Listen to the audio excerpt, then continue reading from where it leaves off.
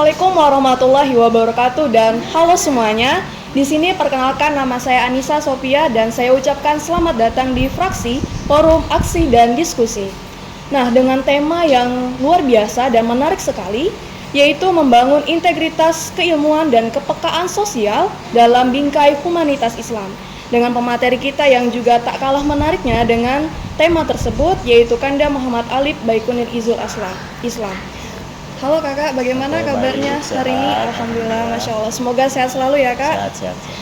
Nah, sebelum kita masuk membahas lebih dalam, kita diketahui di tengah dinamika zaman yang terus berubah ini, integritas antara keilmuan dan nilai-nilai Islam ini kan menjadi landasan utama untuk menciptakan kesadaran moral dan tanggung jawab sosial. Nah, melalui pemahaman yang mendalam tentang ajaran Islam serta penerapannya dalam konteks kontemporer, kita dapat membangun karakter yang berintegritas sekaligus peka terhadap isu-isu sosial yang ada di masyarakat. Nah, apakah kira-kira Kanda setuju dengan statement tersebut? Dan jika setuju, berikan pendapat dan serta contohnya mungkin. Oke, baiklah. Izin, bismillahirrahmanirrahim. Assalamualaikum warahmatullahi wabarakatuh. Waalaikumsalam warahmatullahi wabarakatuh. Oke, untuk teman-teman, pada hari ini saya Muhammad Ali Baikuni ingin menjawab mungkin secara tuntas itu terkait apa dinamika hari ini yang ditanyakan. Pertama, saya sepakat dan setuju terkait bagaimana integritas hari ini tergeruk, bagaimana teman-teman secara pendidikan maupun moral dan etika itu, apalagi kita untuk mengetahui pada zaman hari ini ya, kita berbicara tentang ya dimana era bukan lagi tentang era 1.0, 2.0, kita berbicara bagaimana hari ini kita dengan bukan lagi berbicara terkait industri, kita hari ini berbicara terkait isu-isu di mana era global yang dimana ketika kita untuk mengetahui suatu pendapat itu kita bisa dibantahkan dengan secara cepat dengan era informasi. Era informasi ini mungkin bisa dikatakan suatu hal yang positif atau signifikan, bisa dikatakan secara ilmu pengetahuan. Kita bisa mengetahui secara cepat ilmu pengetahuan itu berada.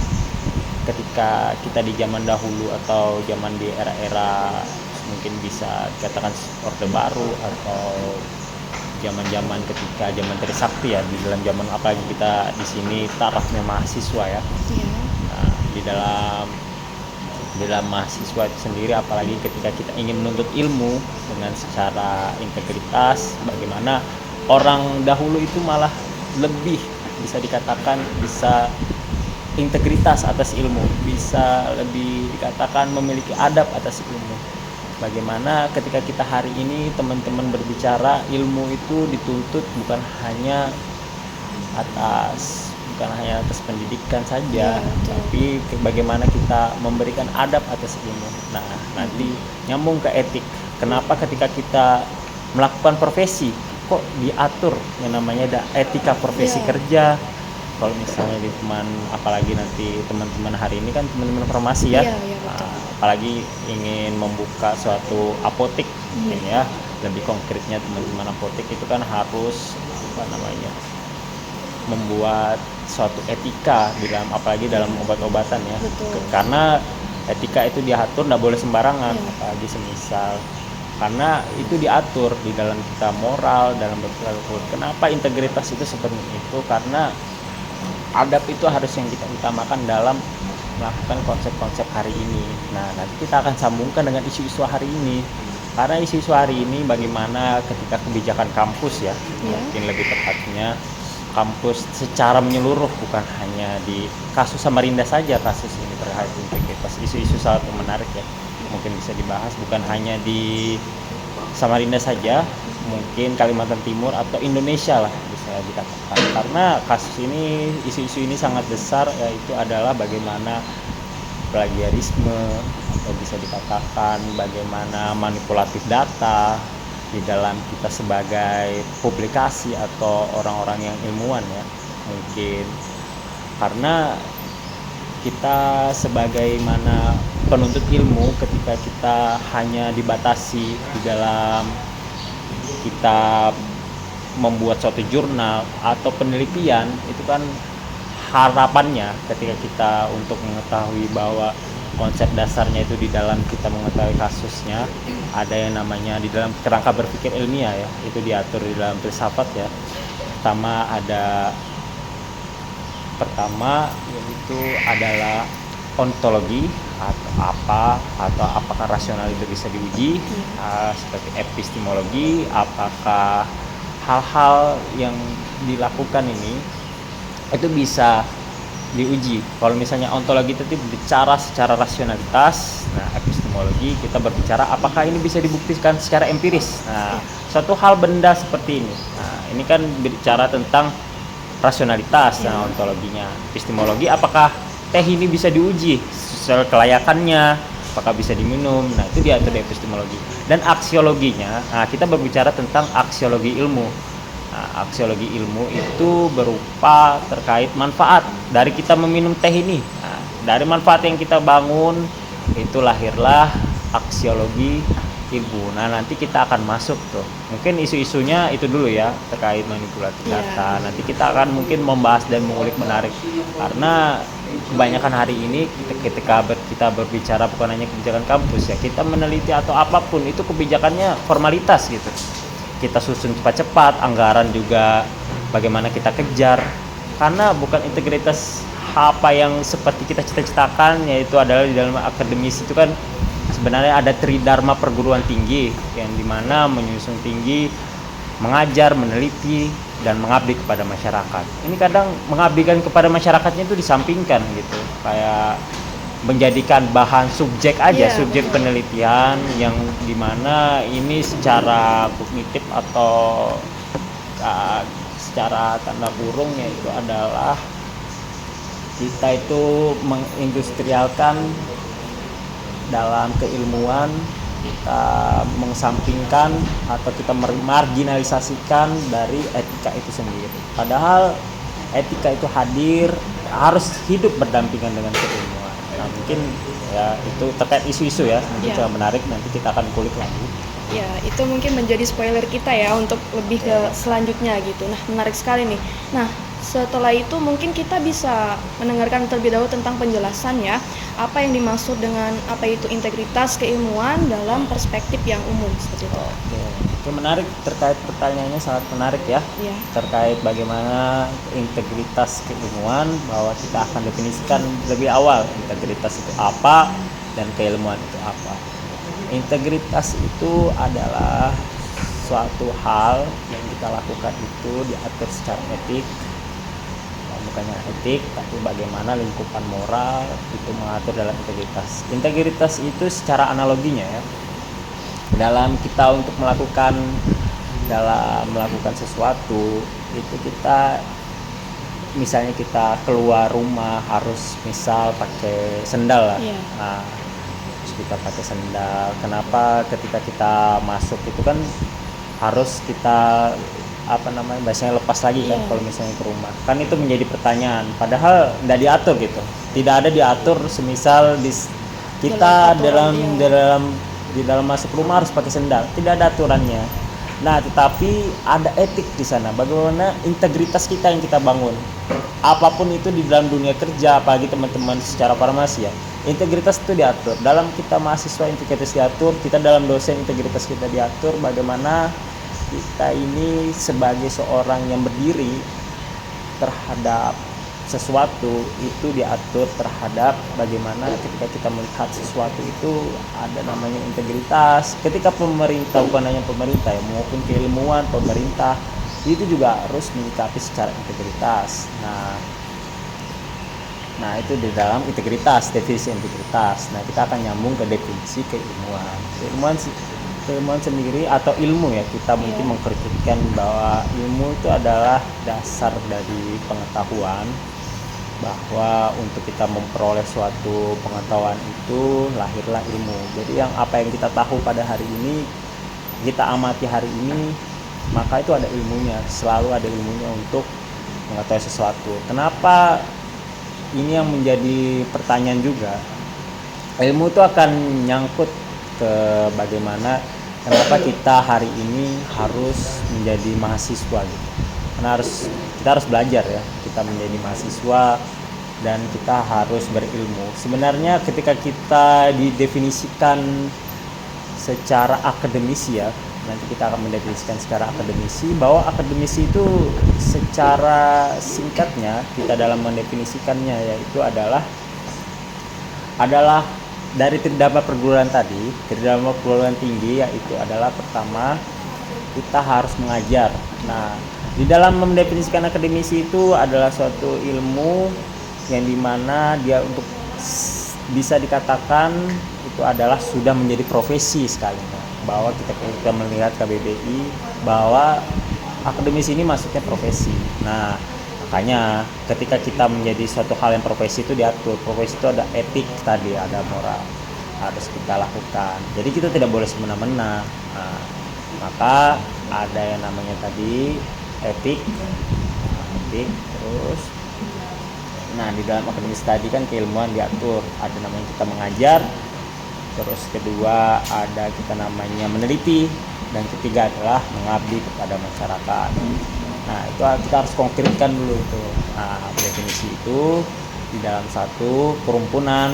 Nah baru tadi kita bisa mendefinisikan secara bahwa keilmuan itu bagaimana kita untuk mengetahui suatu keilmuan diatur atas namanya etika. Tadi karena kita menyangkut di dalam hal yang pertama tadi ya. Ya.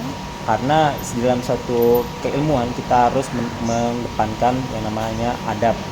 Bukan hanya mensampingkan, ini menjadi pertanyaan gitu. Kalau kita mensampingkan, kita harus malah mendepankan adab gitu. Malah di depan kita adab. Kenapa adab itu selalu penting? Apalagi kita hari ini ya, karena di dalam perspektif bisa tuh ada yang dimana bahwa adab itu lebih depan dari ilmu, itu yang harus kita sanjung gitu.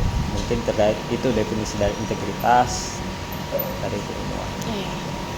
Boleh kita lanjut, mungkin semakin dalam semakin menarik nih, semakin ngena nih ke tema kita selanjutnya, yaitu penjelasan tentang apa itu humanitas Islam dan apa itu integritas keilmuan dalam perspektif pandangan Islam itu sendiri, dan apa sih yang membedakannya dari perspektif umum. Itu yang menjadi menarik ya, Yeah. karena kita harus kulik itu terhadap humanitas. Nah ini yang menjadikan persoalan kita hari ini kita angkat isu dulu ya, untuk kita mendefinisikan itu sangat menarik. Humanitas Islam, kadang ada yang bertanya humanitas itu kan kalau kita mendengar pada hari ini, apalagi kita bercerita karena kita orang Islam ya. Yeah. Kita apalagi kita hari ini mahasiswa, kita pernah mendengar bahwa ada namanya humanity. Nah, humanity itu adalah satu rasa, bukan hanya rasa. Dari rasa yang kita lakukan ini adalah interpersona atau persona kita peduli atas diri kita pertama, atas diri kita sendiri, dan atas orang banyak lain. Nah humanitas sendiri adalah rasa kepedulian kita. Makanya ada yang namanya, kenapa humanitas itu kan dikategorikan sebagai ilmu, itu kan yang menjadi pertanyaan. Bahwa tadi kalau kita melakukan sesuatu, bahwa tadi siapa namanya? Anissa. Anissa, saya kan Alif. Nah, Anissa gitu. Apa mungkin sedikit berdiskusi aja ya terhadap Anissa, biar teman-teman juga mempunyai pandangan ya. Kan Anissa hari ini kan belajar ya. Apa yang mendasari Anissa itu kuliah gitu untuk terjun hari ini, kenapa ada rasa Anissa itu untuk kuliah? Pengen ini sih mengubah cara pola pikir. Mengubah cara gitu. Sama. Apalagi apakah ada terutama dari tuntutan orang tua di bidang kesehatan kan mungkin keperluan sendiri di kampung di sana itu kesehatan di bidang farmasinya masih kurang, jadi lebih tertarik gitu di bidang farmasi. Nah itu kan menjadi dasar kenapa kita harus humanity, kenapa ilmu itu malah diatur bahwa humanitas itu termasuk ilmu, itu karena itu kepekaan kita terhadap sosial, kita tuh harus mengabdikan masyarakat, dan pada ujungnya itu kan kita mengabdikan kepada masyarakat. Terhadap itu pertama yang menjadi analogi dasar buat teman-teman ini paham bahwa kepekaan tadi, pertama kita belajar karena kita tidak tahu ilmunya, Ya, seperti betul. kesehatan. Semisal kita tahu ya ngapain itu, kita harus belajar. Nah, terus menjadikan ilmu tadi itu adalah suatu kepekaan tadi, humility atau kepekaan, karena kita ngerasa kita harus belajar. Kita juga apalagi kita semisal punya orang tua ya, Iya, betul. orang tua kan mengharapkan kita itu untuk bisa. Kalau semisal kita tidak mau kuliah, berarti tidak ada kepekaan itu tumbuh. Betul, Makanya kenapa humanitas itu penting, humanity, bahwa bagaimana untuk terwujudnya terhadap kita disuruh untuk kuliah pada hari ini, maka lahirlah dari humanitas itu. Nah, baru bentuk di dalam ilmu juga termasuk ada ilmu. Ilmu itu bisa hadir ketika kita ingin atau mau gitu, terhadap. Makanya humanitas itu di dalam Islam itu juga diatur bagaimana kita untuk melakukan suatu kegiatan, bahwa kita harus apa namanya, kita harus secara empati itu harus siap terhadap apa yang kita lakukan, bahwa itu secara humanitas ya. Baru kita sambungkan kepada humanitas Islam. Nah, kita sudah paham nih terkait apa sih humanitas. Nah, kita berbicara tentang humanitas bagaimana ketika kita tahu orang-orang yang sekarang di Palestina apalagi di Gaza ya, itu adalah rasa dari humanitas, bagaimana kita peduli. Padahal kita tidak tahu tempatnya, kita tidak tahu orangnya, kadang kita tahu cuma di sosial media, tapi kenapa kita ngerasa peduli gitu, kita harus care. Nah, itu akan terjadi ketika kita semisal kita dilakukan seperti itu juga, berarti tidak ada rasa orang yang peduli, maka kita kenapa itu timbul rasa humanity, rasa care. Nah, humanitas itu makanya penting terhadap kita untuk mengetahui. Nah, maka nanti nyambung ke humanitas Islam. Nah, kenapa humanitas Islam itu diatur? Nah, di dalam humanitas Islam bagaimana ketika kita sudah diajarkan Nabi ya, itu kan dasar sebenarnya. Saya berikan contoh bahwa kita diajarkan Nabi itu kan sebenarnya ada 4 dasarnya: fatonah, sidik, amanah, dan tablik dan menyampaikan. Nah, untuk kita bagaimana itu adalah pertama kita harus jujur, kita harus tablik. Dan pada hari ini ada 4 konsep dasar ya, kita tidak usah berbicara jauh panjang. 4 dasar ini aja kadang kita sebagai orang yang berilmu ya, bahasanya berilmu itu melupakan 4 dasar tadi untuk terkait bagaimana humanitas Islam.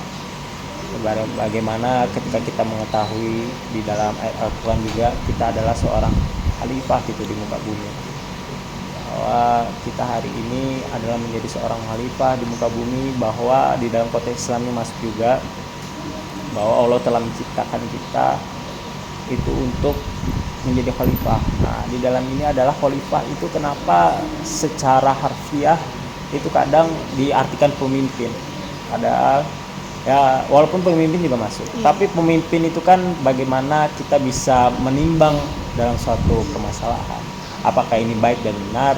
Nah, itu nanti terjadi di dalam etik atau akhlak. Nah, etik itu mengatur itu dalam sebenarnya definisi yang sekarang konkretnya. Etik itu adalah ketika kita mau mengetahui baik dan benar, maka ada pertimbangan, ada rasa bentuk humanitas. Nah, masuk di dalam tadi itu adalah teori dasar sekali untuk kita mengetahui humanitas Islam, bawa ke situ. Nah, kita akan mengaitkan isu gitu. Kenapa implementasi hari ini tidak sesuai dengan ajaran humanitas Islam kan di dalam pendidikan? Secara teori, secara pemahaman pendidikan, sebenarnya kita kurang menerapkan saja sebenarnya bagaimana teori keseharian kita. Kadang kita tuh terbalik gitu, kalau kita bisa secara, kadang kita ini kan berumat agama Islam ya, betul. berumat agama Islam, tetapi secara implikasinya atau secara implementatifnya itu terkadang kita lupa gitu. Kalau semisal harus yang kita ajarkan ini adalah amaliyah. Nah, amaliyah itu sendiri adalah hal-hal yang perbuatan gitu. Nah, padahal hal-hal yang perbuatan ini sangat penting gitu. Nah, itu yang menjadi pertanyaan kita ketika kita mengangkat isu tersebut. Banyak hal-hal yang menjadi pertanyaan di dalam melakukan seperti jurnal atau apa, kita tidak ada rasa tadi di dalam 4 rasa tadi. Kita tidak ada rasa untuk bagaimana di dalam perspektif humanitas Islam, bahwa di dalam kita itu berbicara tentang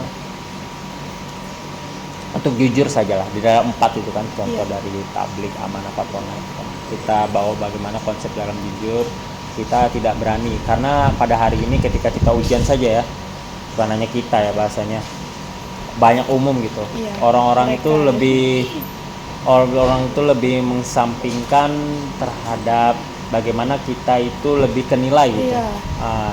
Lebih bagus kita nilainya bagus, tapi di dalam pendidikan itu tidak diatur bagaimana keaktifan kita. Sebenarnya yang diuji itu bagaimana aktifan itu akan nyambung dalam integritas. Jika nilai patokannya adalah bagaimana dalam teori-teori pengamalan, yaitu di dalam Islam itu kan adalah apa namanya tadi amaliyah atau perbuatan. Nah, ini yang menjadi pertanyaan kita, yang kita mendasar. Kenapa pendidikan hari ini itu lebih mengesampingkan terhadap nilai atau berbobot material, padahal ada hal-hal yang harus kita nilai, yaitu adalah kejujuran. Padahal ketika kita kerja nanti, kita menjadi analisa, mungkin menjadi orang nanti ketika sudah beda apoteker. Nah, karena harus yang kita nilai pertama itu adalah kejujuran juga, dan bukan hanya kejujuran tapi implementasinya gitu. Kita tuh kebanyakan berbicara teori gitu hari ini. Walaupun kita dituntut untuk teori, tapi kan yang harus kita upayakan hari ini itu bukan hanya teori, tapi bagaimana yang kita harus upayakan itu bagaimana ketika kita terjun nanti adalah bagaimana aplikasinya. Harusnya humanitas. Bagaimana aplikasinya itu harus yang kita depankan. Kita terlalu banyak teori, dan sampai kita ke tempat kerja pun kita nggak tahu mau ngapain. Dan menjadi pertanyaan IPK 40, fresh graduate, nggak tahu juga mau ngapain habis itu kerjanya. Itu kan menjadi polemik gitu hari ini. Kayak mana itu berbicara mirisnya pendidikan ya, belum masuk ke humanitas Islam. Dan itu yang harus kita benarkan terhadap pola pikir, bagaimana teori humanitas Islam tadi menyampaikan bahwa kita harus bagaimana mendepankan adalah amaliyah. Nah, Nabi itu sendiri lebih menyampaikan amaliyah, apa yang kita perbuat dulu. Orang itu bukan tutup pintar dulu. Ketika Nabi Muhammad itu kan menyarankan kepada orang non muslim ya untuk ke berpindah agama ya, untuk mengajak gitu, bahasanya mengajak, tapi tidak secara untuk pengetahuan, tapi Rasulullah itu bagaimana tunjukkan dulu secara amaliyah. Karena tidak bisa percuma gitu, misalnya kita ngotot-ngototan, kita secara bantah-bantah teori, tapi ketika orang dari non muslim itu percaya bahwa Islam itu secara amalan itu baik, karena kan yang dilihat itu adalah Nabi itu secara amalan, bukan hanya teori gitu. Banyak orang teori, tapi bagaimana implikasinya. Dan itu bisa direpresentatif bahwa pendidikan hari ini itu harus bukan hanya secara teori saja, tapi bagaimana kita ini harus praktek juga bahasanya, bukan praktek yang nyata. Kan kita cuma terbatas KKN itu tidak mengkonkretkan gitu, walaupun ada sebagian kita bagaimana mengabdi masyarakat, tapi kan itu menjadikan landasan dasar. Kadang kan tidak semuanya berjalan ya. Mungkin seringkali kita bisa menginspirasi generasi muda nih, karena seringkali tuh kita bisa melihat tentang ketegangan antara pengetahuan modern dan nilai-nilai agama. Nah, bagaimana sih cara kita membangun integritas antara ilmu pengetahuan dan nilai-nilai Islam agar tidak terjadi konflik tersebut gitu? Tadi benar berbicara konflik ya? Iya, konflik. Bagaimana? Ini bisa diulangi. Nah, kita kan sering nih melihat ketegangan antara ilmu pengetahuan modern terus sama dengan terkhususnya mahasiswa nih atau mahasiswi tentang pengetahuan modern dan nilai-nilai agama. Nah, bagaimana sih cara membangun integritasi antara ilmu pengetahuan dan nilai-nilai Islam yang agar tidak terjadi konflik? Sebenarnya agak menyenggol sih dari penjelasan yang pertama tadi tentang terobsesi dengan nilai yang seperti zaman sekarang, tapi kita tetap tidak lupa dengan amaliyah tersebut kayak gitu. Mungkin bisa lebih lanjut nih, Kak.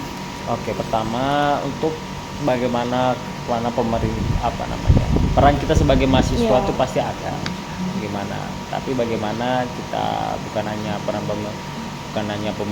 diri kita sendiri, tapi bagaimana pendidikan hari ini tidak hanya kita memberikan solusi ya.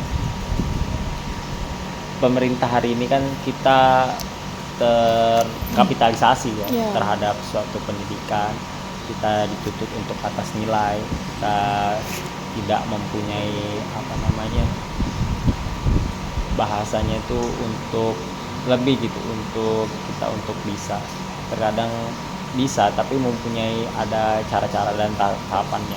Tapi bagaimana pendidikan hari ini itu mendepankan bahwa ada namanya sisi-sisi Islam yang harus dimasukkan, bukan hanya di kampus Islam ya, tapi bagaimana penerapan itu menyeluruh gitu. Untuk ini kan kita berbicara terkait bagaimana aspirasi Iya. mahasiswa ya, untuk kita untuk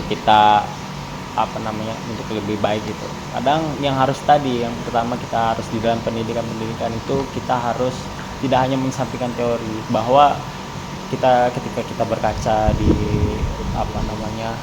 di ini nyambung ke pendidikan juga sih. Iya, betul. Sebenarnya pendidikan, ketika kita berbicara di Finlandia ya, mungkin saya ambil dari pendidikan Finlandia yang dimana secara untuk saya risetnya ya, mungkin datanya ini adalah nomor 1 dalam terhadap pendidikan, dan di dalam kemajuan pendidikan itu sendiri yang harus kita kembangkan itu, ini kita coba berbicara untuk terkait pendidikan dulu ya, nanti baru kita coba angkat untuk isu dari kepemudaan atau bagaimana aspirasi kita sebagai mahasiswa. Nah, untuk terkait bagaimana Finlandia itu sendiri dalam membangun suatu konsep pendidikan, pertama harus ada tumbuh rasa yang kita harus ajarkan pertama. Itu memang sudah dari kecil. Kapan sih terakhir kita diajarkan untuk buang sampah itu? Mungkin kalau Anissa itu terakhir dapat kita suruh buang sampah yang paling melekat itu pas kapan? Pas apa? Maksudnya? Apakah pas kecil atau apakah pas besar masih kayak ngerasa kayak pelajaran dari kita secara penulisan gitu. Kadang kan kalau misalnya kita guru, ayo nak buang sampah, kayak gitu. Iya. Itu pas kita kecil atau pas kita besar? Kayaknya itu kebiasaan dari kecil memang Ya, diajarin. sudah diajarin. Ya, jadi melekat sampai sekarang Nah, sih. ya itu tetap diajarin. Tapi secara implikasinya, kadang itu kita berbicara tentang kita itu jujur pas kita SD kan Iya, diajarkan. Nah, betul. yang menjadi pertanyaan itu kan ketika kita SMP SMA itu ya sudah hilang gitu kadang. Iya. Cuma ada tulisan aja. Yang menjadi pertanyaan kita hari ini, Indonesia itu belum bisa mendefinisikan sampah non organik, Betul, organik. betul. Bagaimana kita mau angkat itu sampah yang begitu besar gitu. Dan itu yang menjadikan bagaimana hari ini kalau kita tumbuh, kita harus peka atas terhadap diri sendiri. Itu adalah solusi yang paling terbaik, itu adalah kalau kita sebagai mahasiswa itu kita peka atas diri sendiri. Walaupun itu susah, kalau kita berbicara kebijakan, nah saya mungkin ada solusi sedikit terhadap kebijakan bagaimana pendidikan hari ini. Kita itu terkadang, apalagi kita berbicara pendidikan keilmuan ya, kita dari SD, SMP, SMA ya, itu tergantung. Apalagi kita baca buku-buku LKS itu kadang kan tidak nyambung gitu, apalagi semisal kita beda kementerian, beda juga cara metode mengajarnya. Betul. Nah, itu kan yang menjadi permasalahan juga terhadap bahwa kita hari ini, kenapa kita hari ini menjelaskan non organik aja susah, apalagi kurikulum gitu. Kita berbicara Finlandia itu kurikulumnya itu sudah tepat dan peraturannya sudah berlaku. Sesuai, ya kadang itu kan permasalahan orang Indonesia itu jiplak sana sini, Ya, tapi betul. tapi ndak ini secara Nggak tahu isi. secara pendidikan, padahal kita ini kan orangnya beragam dan secara budaya juga kita beda, kultur kita beda. Dan kadang itu yang menjadi pertanyaan kita, itu menjadi permasalahan kita hari ini yang kita harus kulik, itu bahwa terhadap kebijakan dan regulasi itu sering tidak berkesinambungan. Yang mau kemarin kan itu dari Nadiem Makarim ya, itu kan mengaturan semisalkan kita biasanya full day ya, nah terus Nadiem Makarim itu bilang semisal bilang kalau misalnya Terkait kita ujian juga. ujian juga, terus kita ada waktu space libur gitu. Jadi kita bahasanya dia nyontoh di Finlandia itu atau di negara lain yang sudah negara maju. Kita aja misalnya yang membedakan negara maju dan berkembang kan sebenarnya kita ini kan masih negara berkembang gitu ya. Nah, mau kita disamakan negara maju kadang agak nyambung juga kadang kan. Kerangka pikirnya belum nyampe gitu. Kerangka berpikir belum nyampe. Walaupun itu bagus, tapi kan secara SDM-nya, sumber daya manusianya, rasa kepedulian dan kepekaan tadi, makanya humanitas itu penting. Terus menjadi pertanyaan tadi kan misalnya full day. Orang di Indonesia saja full day itu kan kadang masih buta huruf gitu. Iya, Walaupun betul. dia full day masih buta huruf, masih nggak tahu terhadap. Terus mau disamakan dengan orang itu bisa dikasih libur misal Jumat, Minggu, atau lebih ke pengalaman teori aplikasi. Nah, itu yang harus diperbaiki di dalam terhadap isu pendidikan hari ini, yaitu adalah bagaimana cara mengajarnya aja sih. Sebenarnya sudah betul teorinya, tapi bagaimana cara mengajar terhadap pendidikan itu. Nah, kadang kan nyambung juga kalau misal mereka itu kan ditinggal sudah pasti mengerti gitu. Kita ini ditinggal orang yang full day aja nggak paham gitu. Masih kan ini jadi pertanyaan. Mungkin kalau misal bagi mahasiswa hari ini, bagaimana kita bentuk upaya kita hari ini adalah peduli atas humanitas. Yang harus kita bangun adalah diskusi. Minim sekali mungkin kita berbicara di kampus kita sendiri ya. Kita tuh harus perbanyak diskusi. Kita tuh terlalu banyak kegiatan seremonial, terlalu banyak pembahasan yang secara pemahaman diskusinya itu tidak bisa sejalan. Kenapa? Karena kita terpaku oleh kegiatan seremonial, kita terpaku oleh program kerja, bahwa yang harus kita tumbuh dari budaya kita itu diskusi sebenarnya. Iya, betul. Terhadap bagaimana S1 itu tujuan kita itu sebenarnya berdiskusi dan paham, itu aja. Kenapa kita disuruh memahami? Kita itu kadang kesalahan kita itu kenapa kita menjadi hari ini mahasiswa tidak tahu arahnya, karena kita sudah dibiasakan untuk jurnal, dan itu adalah dari kebijakan bagaimana mereka dari dosen-dosen itu kan mempunyai kegiatan akreditasi. Nah, akreditasi ini kita di mahasiswa itu dituntut, dan itu yang menjadi misalnya pertanyaan bahwa kita, makanya otak kita sampai sekarang itu ya jurnal aja otaknya, jurnal. Padahal harus kita berdiskusi. Itulah S2 aja itu sebenarnya, S2 itu sendiri pun bukan hanya kewajibannya itu bukan publish jurnal itu kan kewajiban mereka akreditasi, dosen mereka itu sebenarnya. Itu tujuan kita di sini belajar dan bisa berdiskusi, itu dulu aja. Kita lulus S1 baru kita bisa dikatakan profesi. Bukan, tidak ada tujuan pertama kita tuh publish jurnal itu terlalu tinggi gitu. Dan itu menjadi pertanyaan kita, bayar lagi dan bayar sendiri gitu. Nah, itu menjadi polemik gitu. Minimal ini berdampak ya. Ya, harus kita berdampak bahwa hari ini ya itu upaya ya kita sebagai mahasiswa mau keras-kerasan juga nggak bisa kan. Iya, betul. Nah, kita kadang bicara kritik pemerintah, kita kritik dosen aja, kita nggak berani. Kita kritik kebijakan yang seperti itu, kita nggak berani. Ini tuh. Oke. Mungkin kita lebih lanjut tentang sebagai penutup nih. Apa sih pesan dan harapan untuk kita semua dalam membangun masyarakat yang berintegritas ilmiah dan sosial berdasarkan nilai-nilai humanitas Islam, terutama nih untuk para akademisi ataupun khususnya mahasiswa yang ada. Bagaimana sih, Kak? Jadi harapan-harapannya. Iya, Harapan-harapannya ketika kita sebagai pelajar, bukan hanya pelajar tapi mahasiswa hari ini, yang dimana kita bukan hanya mahasiswa itu bukan hanya membawa jurusan kita, semisal kalau sarjana farmasi SPAM ya. Ya. Bukan hanya membawa SPAM, kita tim mahasiswa. Kenapa kita kalau kita tidak ada KKN ya, misalnya di UMKT gitu. Tapi misal di universitas lain atau kebijakannya Ki Hajar Dewantara itu kan sebenarnya baik untuk mengabdi kepada masyarakat itu. Sebenarnya kita tuh mengabdi kepada masyarakat. Kita belajar hari ini untuk kita mengimplementasikan masyarakat, bahwa yang kita ketahui bahwa yang kita bawa ini adalah maha gitu. Kenapa kita didefinisikan maha? Karena itu kita tuh sudah, kalau misalnya Tuhan aja disebut maha kan, berarti sudah paling tinggi itu. Nggak ada lagi sudah mahasiswa di atas itu. Maksudnya SD, SMP, SMA itu aja nggak disebut mahak. Kalau sudah mahasiswa itu kan udah paling tinggi. Tingkat belajar yang lebih Iya, karena dalam lagi. ya, semisal mau berbicara kepada pemerintahan hari ini, yang mau turun demo aksi itu, pekerja mana mau turun demo aksi?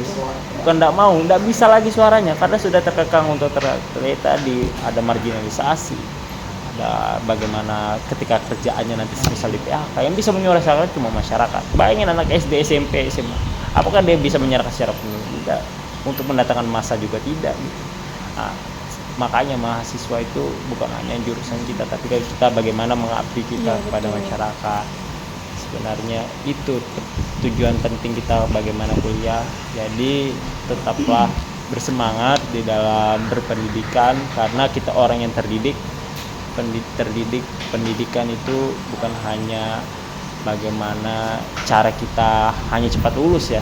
Kalau misalnya cepat lulus itu gampang, tapi bagaimana kita paham atas ilmu kita. Percuma kalau kita lulus cepat tapi kita tidak tahu atas apa ilmu yang kita dapatkan. Itu yang tetap semangat. Ada gium sedikit mungkin untuk menutup jumpa pada hari ini, mungkin ya sangat menarik ya. Ada ut sementem faceres itametes, apa yang kita tanam itulah yang kita tuai.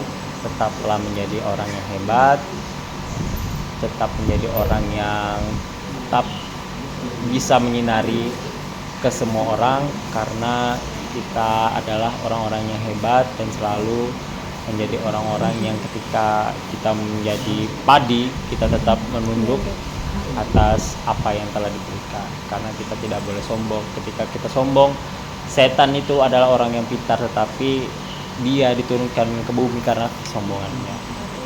Jadi semua datang dari Allah dan kesalahan datang dari setan. Nun wal qalam yauma yasturun fastabiqul khairat. Wassalamualaikum warahmatullahi wabarakatuh. Waalaikumsalam warahmatullahi wabarakatuh. Nah, jadi terima kasih ya Kak yang telah meluangkan waktunya untuk hadir pada podcast kita kali ini, yaitu Praksi bersama PKIMM FAMSI. Nah, saya harap teman-teman semua yang telah mampir mungkin menyaksikan podcast kali ini bisa mampu memahami dan menjadikan hal ini sebagai ilmu wawasan yang penting tentang bagaimana sih membangun integritas, keilmuan, dan kepekaan sosial dalam bingkai humanitas Islam. Nah, akhir kata saya ingin mengutip nih sebuah kalimat dari Bapak Buya Hamka, yaitu iman tanpa ilmu bagaikan lentera di tangan bayi. Namun, ilmu tanpa iman bagaikan lentera di tangan pencuri. Sekian dari saya, wassalamualaikum warahmatullahi wabarakatuh.